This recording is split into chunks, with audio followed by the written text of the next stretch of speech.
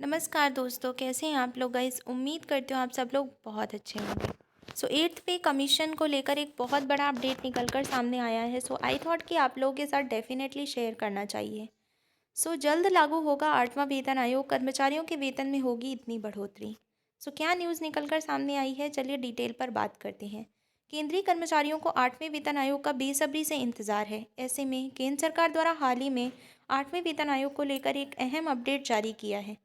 अब केंद्र सरकार जल्द ही कर्मचारियों के लिए 8वें वेतन आयोग को लागू करने वाली है। वेतन आयोग के लागू होते ही कर्मचारियों के वेतन में बम्पर उछाल देखने को मिलेगा।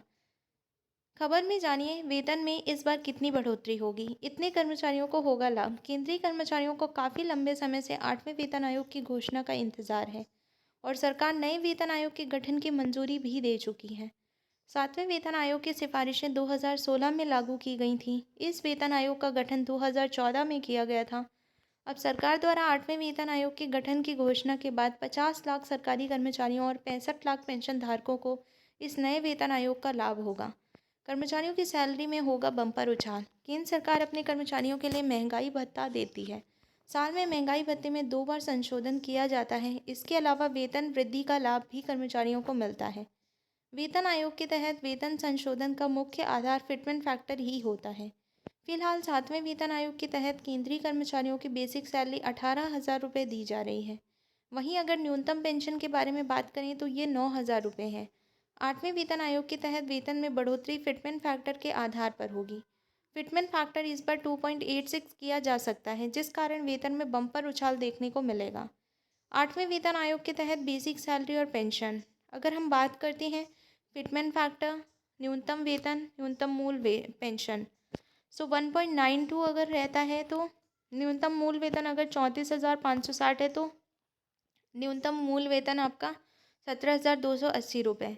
अगर आपका फिटमेंट फैक्टर पेंशन 2 होता है और अगर न्यूनतम मूल वेतन आपका 18,000 रुपये है, न्यूनतम मूल अगर आपका 18,000 है तो न्यूनतम मूल वेतन 36,000। 2.08 से न्यूनतम मूल वेतन आपका 27,440 और न्यूनतम मूल 18,720 रुपये।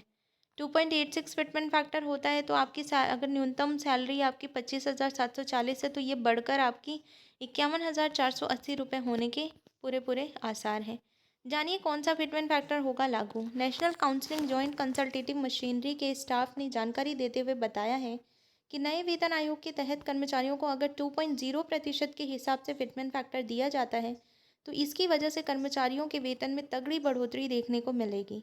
वहीं भारत के पूर्व वित्त सचिव सुभाष चंद्र गर्ग ने जानकारी देते हुए बताया है कि कर्मचारियों के वेतन में बढ़ोतरी के लिए 1.92 या 2.08 के हिसाब से फिटमेंट फैक्टर दिया जा सकता है।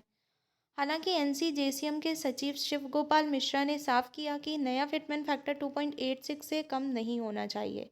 इस दिन लागू होगा 8वां वेतन आयोग। वित्त मंत्रालय के सदस्य द्वारा जानकारी देते हुए बताया गया है कि 8वें वेतन आयोग पर अप्रैल 2025 से काम होना शुरू हो जाएगा। हालांकि एनसीजेसीएम के सचिव शिव गोपाल मिश्रा का मानना है कि 8वें वेतन आयोग का गठन 15 फरवरी 2025 तक हो सकता है। इसके बाद वेतन आयोग की रिपोर्ट को 30 नवंबर 2025 तक सौंपा जाएगा। सरकार इसे दिसंबर 2025 में रिव्यू के बाद मंजूरी दे सकती है। अगर सभी प्रक्रियाएं सही समय पर पूरी हो जाती हैं तो इसके बाद 8वां वेतन आयोग 1 जनवरी 2026 से लागू किया जा सकता है।